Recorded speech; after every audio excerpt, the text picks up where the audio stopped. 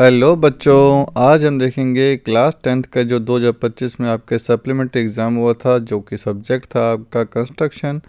तो आज हम इस वीडियो में इस पेपर का कंप्लीट सॉल्यूशन देखेंगे। पहले मैं आपको अपने बच्चों को दिखा देता हूं कि मैंने सॉल्यूशन कर लिया है। Class 10 2025 supplementary complete paper solution देखेंगे कंस्ट्रक्शन का हम इस वीडियो में। बच्चों, वीडियो स्टार्ट करने से मैं पहले बच्चों आपको बताना चाहता हूँ कि मैंने लास्ट ईयर के पेपर के सॉल्यूशन करवाए हुए हैं आपके अपने यूट्यूब चैनल में पलक क्लासेस पे। आप प्लेलिस्ट पे जाके पलक कंस्ट्रक्शन वाला आपका प्लेलिस्ट उसको सर्च कर सकते हो। तो उसमें मैंने सारे ही पेपर करवाए हैं लास्ट ईयर के 2025 के 24 के, और आपके जितने भी हुए हैं आपके एग्ज़ाम आज तक के सभी के पेपर के सोल्यूशन करवाए हुए हैं। तो अब बिना कुछ देर के हम स्टार्ट करते हैं आपके पहले प्रश्न के साथ। जो पहला प्रश्न क्या कह रहा है, एक मजबूत पासवर्ड में क्या होना चाहिए। तो क्या होना चाहिए मजबूत पासवर्ड में? जब भी आप इंस्टाग्राम और किसी का भी आप पासवर्ड लगाते हो तो आप हमेशा इस बात का ध्यान रखते हो कि हमारा पासवर्ड किसी को पता ना चले। तो उसके लिए हमें क्या करना चाहिए, एक मजबूत पासवर्ड लगाना होता है। तो मजबूत पासवर्ड में क्या क्या होना चाहिए? क्या केवल अक्षर में काफ़ी है? ना जी ना। संख्या या विशेष कैरेक्टर? ना जी ना। किसी व्यक्ति का नाम? ना जी ना, ये भी किसी ये स्ट्रॉन्ग पासवर्ड में नहीं है। तो बच्चा स्ट्रॉन्ग पासवर्ड आता है अगर उसमें अक्षर हो, एक कोई संख्या हो, कोई विशेष कैरेक्टर हो। विशेष कैरेक्टर से जैसे कि @ हैश जो भी सिंबल्स हो तो उसे हम विशेष कैरेक्टर बोलेंगे। तो वो आपकी पासवर्ड क्या बनाता है? सुरक्षित बनाता है, मजबूत बनाता है। और ये इसका आंसर होगा। तो पहले का आंसर हुआ द। प्रश्न नंबर 2, निम्न में से कौन सा सामान्य संचार बाधा नहीं है? नहीं पूछा है मेरे बच्चों। भाषाई बाधा, पारस्परिक बाधा, ये दोनों ही होती हैं। वित्तीय बाधा और संगठनात्मक बाधा। तो बच्चों वित्तीय जो है वो एक बाधा नहीं है, नहीं पूछा है। हमेशा जितना प्रश्न बच्चा ध्यान से पढ़ोगे आप आंसर की तरफ उतना ही आगे बढ़ोगे। ध्यान रखना इन बातों को। आगे चलते हैं प्रश्न नंबर 3 के साथ। समीरा स्कूल में हमेशा समय की पाबंद रहती ही। उनका एक नियमित शेड्यूल है जिसका वह रोजाना पालन करती ही। एक उदाहरण है। तो वो क्या? तनाव प्रबंधन का, स्व प्रतिबिंब का, स्व जागरूकता का, या समय प्रबंधन का? तो हमेशा समय की पाबंद। मैंने कहा था जितना आप प्रश्न को ध्यान से पढ़ोगे इतना ही आप क्वेश्चन को ध्यान की तरफ जाओगे। तो आंसर क्या होगा? समय का वो प्रबंधन करती थी। अब चलते हैं प्रश्न नंबर 4 की तरफ। निम्नलिखित में से कौन सा आवाज़ फाइल के लिए वैध फाइल एक्सटेंशन है? एक्सटेंशन का बच्चा ये होता है जिस नाम से आप उसको सेव करते हो किसी फाइल को, तो पीछे जो एक डॉट MP3 फाइल के लिए हम लगाते हैं, MP3 सॉन्ग के लिए हम लगाते हैं .mp3।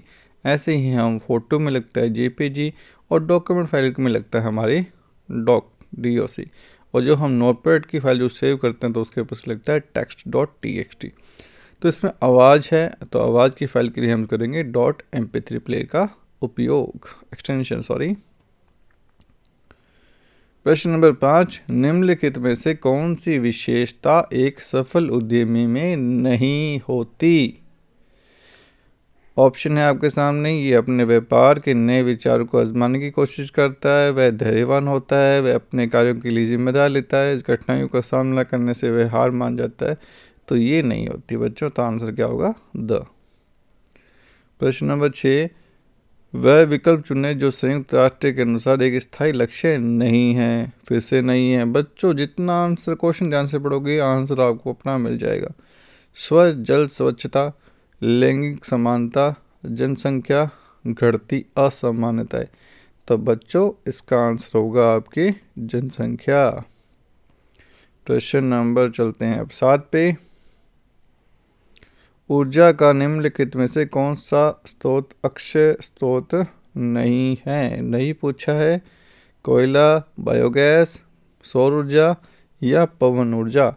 तो बच्चों इसका आंसर होगा आपके कोयला, जो कि एक अक्षय स्रोत नहीं है। प्रश्न नंबर 8, मोटार डैश डैश को मिलाकर तैयार किया जाता है। सीमेंट को, बालू को, पानी को, या उपरोक्त सभी को? बच्चों मोटार जो तैयार कहता है सभी का यूज़ करते हैं हम, तो उपरोक्त सभी होगा, जिसे हम मिक्सचर बोलते हैं। अगला है प्रश्न नंबर 9, तुषार क्रिया के कारण दोष उत्पन्न होते हैं। ईंट के काम के दरार में, ईंट के काम के कसाव में, ईंट के काम में सख्त होना, उपयुक्त में से कोई नहीं। तो बच्चों इसका आंसर होगा आपकी ईंट के काम में दरार। प्रश्न नंबर 10, मचान निर्माण किसके पर्यवेक्षण के तहत किया जाना चाहिए? राजमिस्त्री के, प्लम्बर के, ठेकेदार के, अनुभवी कर्मियों या पर्यवेक्षण के? तो बच्चों ये होता है अनुभवी कर्मियों वह पर्यवेक्षण में आप मचान का निर्माण के तहत किया जाना चाहिए। प्रश्न नंबर 11, फॉर्मवर्क के लिए इस्तेमाल किए जाने वाली टुकड़ी की नमी होनी चाहिए लगभग 20%, लगभग 7%, लगभग 30%, लगभग 50%। तो फॉर्मवर्क के लिए हमेशा लगभग 20%। अगले प्रश्न पे चलते हैं। टेराजो एक डैश सामग्री है, सरल, समग्र, कठोर, उपयुक्त में से कोई नहीं। तो टेराजो एक आपकी कौन सी सामग्री हुई? तो ये आपकी हुई समग्र सामग्री। तो आंसर होगा ब। प्रश्न नंबर 13, आधा हेडर और आधा स्ट्रेचर को काटने से प्राप्त ईंट को त्रिकोणीय टुकड़ा कहलाता है। Bevelled closure, mitred closure, queen closure, king closure? तो बच्चों ये होगा आपकी किंग क्लोजर। प्रश्न नंबर 14, एक फॉर्मवर्क का निर्माण किस तरह किया जाना चाहिए कि आंतरिक आयाम डिजाइनर द्वारा निर्देशित अनुमेय डैश के भीतर हो? सहिष्णुता, सीमा, लंबाई, गहराई?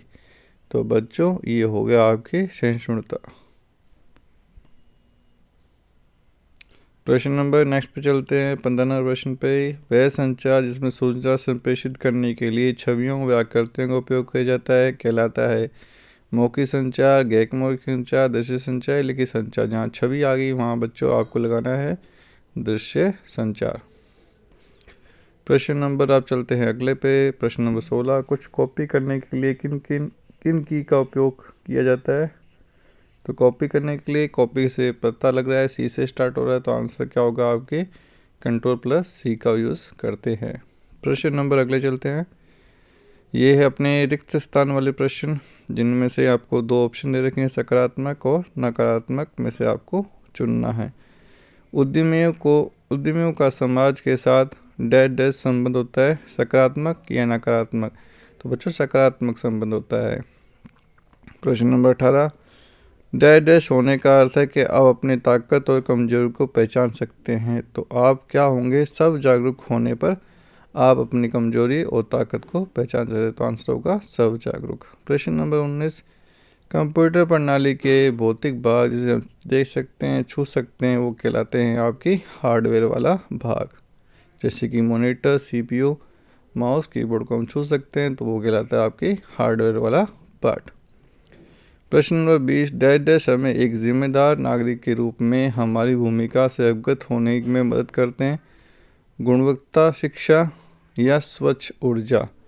तो बच्चों ये आपकी क्या हो गई? गुणवत्ता शिक्षा। प्रश्न नंबर 21, आम तौर पर सार्वजनिक भवनों, आवासीय भवनों, सामान्य पुलों के किनारों पर पियर की कम ऊंचाई दीवारों के निर्माण में डैश उपयोग किया जाता है, एल्शर चिनाई या कुचले हुए मलबे की चिनाई? तो आंसर होगा कुचले मलबे की चिनाई। प्रश्न नंबर 22, डैश फर्श आवासीय साथ ही सार्वजनिक भवनों के लिए लोकप्रिय है, फ्लैगस्टोन या ग्रेनोलिथिक? तो बच्चों ये होगा आपकी फ्लैगस्टोन। प्रश्न नंबर 23, कनेक्टर जोड़ के साथ उत्थान घटक को डैश कहा जाता है, मानक या पुटलॉक? तो बच्चों ये कहा जाता है आपकी मानक। प्रश्न नंबर 24, ब्रिक बैट के रूप में डैश को जाना जाता है, पूर्ण ईंट या आधी ईंट? तो आधी ईंट को जानते हैं बच्चों, जिसे हम ब्रिक बैट के रूप में जानते हैं। प्रश्न नंबर 25, लिखित संचार के उदाहरण सहित परिभाषित कीजिए। तो अब चलते हैं हम अपनी आंसर बुकलेट पे। देखो, लिखित संचार जिसे हम रिटन कम्युनिकेशन बोलते हैं, ये वह प्रक्रिया है जिसमें सूचनाओं का आदान प्रदान लिखित शब्दों या प्रतीकों के माध्यम से होता है। उदाहरण के लिए ईमेल भेजना, पत्र लिखना, रिपोर्ट तैयार करना, मेमो भेजना, ये सभी क्या है, लिखित संचार के उदाहरण। प्रश्न नंबर चलते हैं बच्चा आगे। प्रश्न नंबर 26 पे, तनाव का प्रबंधन आपकी मदद किस तरह से कर सकता है।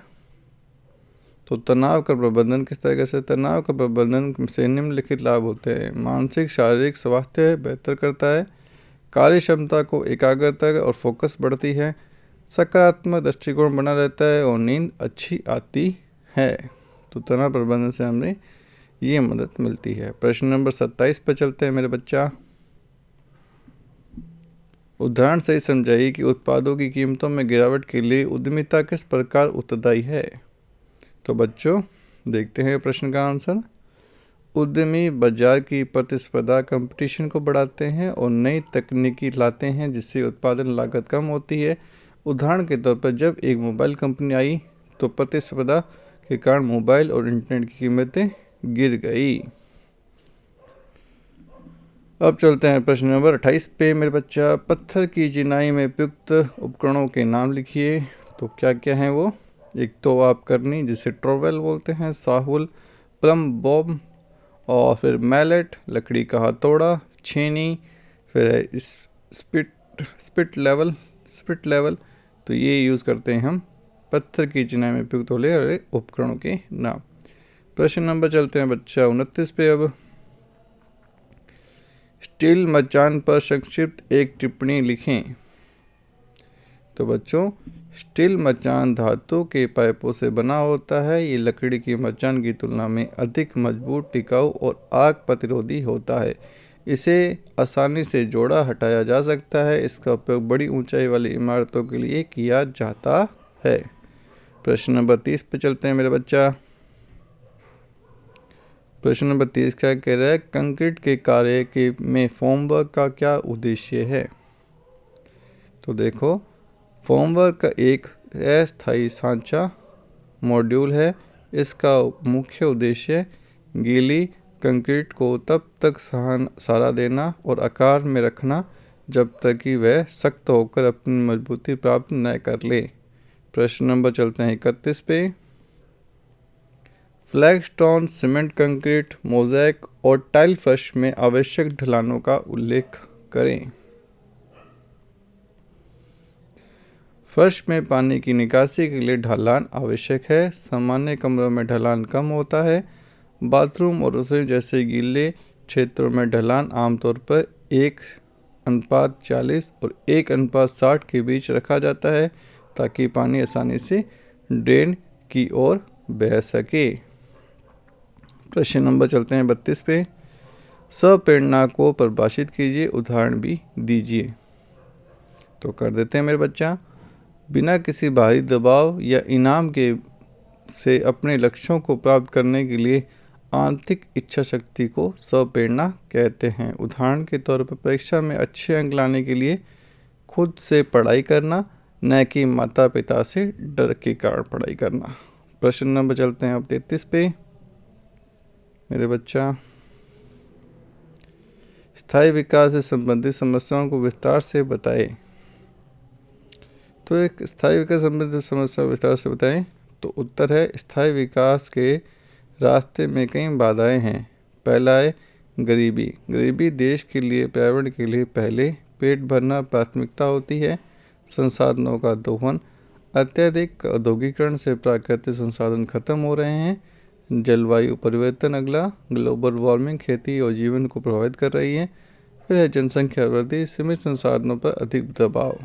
प्रश्न नंबर इसी के अथवा में एक और प्रश्न है, वो भी हम रीड कर लेते हैं। अपने डेटा को चोरी या वायरस से बचाने के लिए आप कौन से उपाय करेंगे, विस्तार से बताएं। तो देखो डेटा या चोरी को बचाने के लिए हम वायरस से बचाने क्या करेंगे। देखो पहले हम एंटीवायरस सॉफ्टवेयर को इंस्टॉल करेंगे कंप्यूटर में। एक अच्छा एंटीवायरस डालेंगे जैसे कि क्विल, आवाज़, जो भी आपको एंटीवायरस अच्छा लगे वो आप डाल सकते हैं। फिर फायरवॉल, नेटवर्क सुरक्षा के लिए फायरवॉल ऑन रखें। मजबूत पासवर्ड रखें, कठिन पासवर्ड का उपयोग करें, अलग समय समय पर बदलें। बैकअप, डेटा का नियमित बैकअप ले। सतर्कता, अज्ञात ईमेल और लिंक पर क्लिक न करें। फिर आपका प्रश्न नंबर 34 जो यहीं से पढ़ लेते हैं बच्चा। टेराजो फ्लोरिंग के निर्माण की व्याख्या करें। पहले देखो तैयारी, सबसे पहले आधार कंक्रीट तैयार किया जाता है, अंडरले इसके ऊपर सीमेंट का रेत मसाला बिछाया जाता है। फिर है डिवाइडर स्ट्रिप्स, दाएं रोकने और डिज़ाइनर के लिए कांच या धातु की पट्टियाँ लगाई जाती है। फिर है ड्रॉपिंग, संगमरमर के टुकड़ों चिप्स जिसे बोलते हैं और सीमेंट का मिश्रण के ऊपर फैलाया जाता है। फिर घिसाई और पॉलिश, सूखने के बाद सतह को मशीनों से घिसा और पॉलिश की जाता है ताकि चिकनी और चमकदार बनी रहे। इसी के साथ हम एक प्रश्न और है, इसे रीड कर लेते हैं। अच्छे फॉर्मवर्क से क्या आवश्यकताएं हैं? तो देखो, मजबूती और कंक्रीट और मजदूरों को भार सहन करने योग्य होना, रिसावरोधी, वाटर लाइट, देखो जोड़ों से सीमेंट घोल बाहर नहीं निकलना चाहिए, चिकनी सतह ताकि कंक्रीट फिनिशिंग अच्छी आए, आसान निष्कासन, इससे कंक्रीट को नुकसान पहुंचाए बिना आसानी से हटाया जा सकना चाहिए, किफ़ायती सामग्री, सस्ती और पुनः उपयोग योग्य होनी चाहिए। प्रश्न नंबर 35, 36 मीटर की ऊंचाई पर काम करते समय मानक सुरक्षा प्रक्रियाओं को विस्तार से बताइए। तो देखो, सुरक्षा उपकरण में देखो, पहला है पीपीई, हेलमेट, सुरक्षा जूते और सबसे महत्वपूर्ण सेफ्टी बेल्ट और होनस पहनना अनिवार्य है।